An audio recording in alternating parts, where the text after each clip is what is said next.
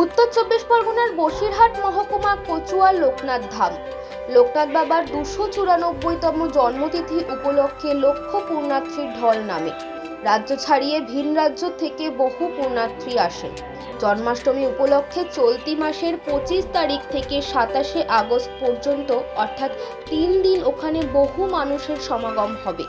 এবারে বিশেষ নজর দেওয়া হয়েছে মহিলা পুণ্যার্থীদের জন্য, অর্থাৎ নারী সুরক্ষায়। সম্প্রতিকালে আরজিকর কাণ্ডের ঘটনায় দেশের সর্বোচ্চ আদালত রাজ্যের নিরাপত্তা নিয়ে উষ্মা প্রকাশ করেছে।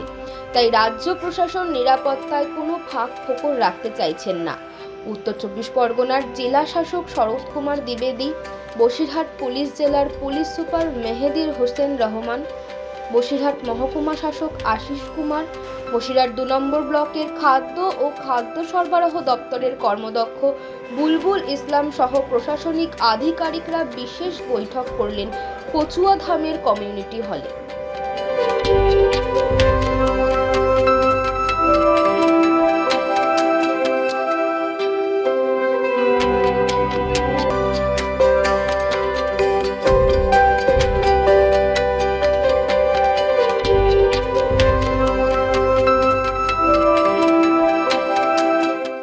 একেবারে কড়া নিরাপত্তার ব্যবস্থা তৈরি করা হচ্ছে প্রশাসনের পক্ষ থেকে।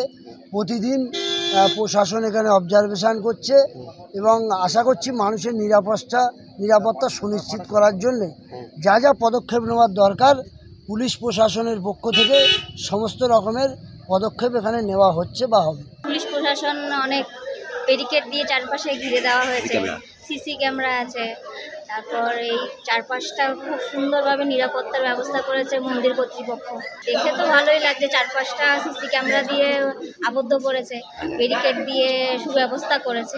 সময়ে যে এখানকার মেলা হয় ওটার প্রিপারেশনটা রিভিউ করার জন্য ডিএম স্যার নিজে এসেছিলেন, এসপি বসিরহাট ছিলেন, বিভিন্ন লাইন ডিপার্টমেন্টের ভারপ্রাপ্ত সিনিয়র অধিকারীরা ছিলেন।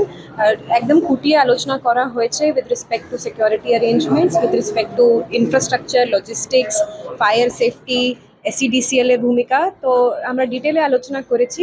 আশা করছি যে আমরা এখানে যারা ডিভোটিসরা আসে এত ভালো সময়ের আর একটা সুন্দর মেলা হয়, আমরা আশা করছি সেফলি, সিকিউরলি আর খুব ভালোভাবে আমরা এখানে অর্গানাইজ করাতে পারবো।